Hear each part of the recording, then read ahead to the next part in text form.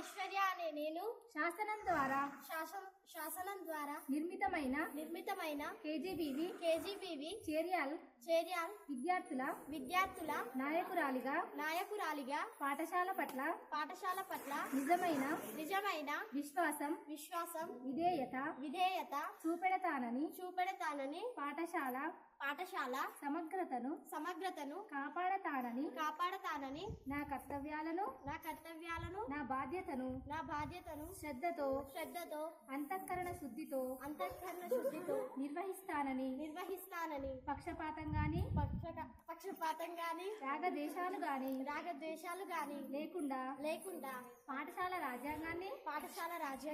నియమాలను అనుసరించి విద్యార్థులందరికీ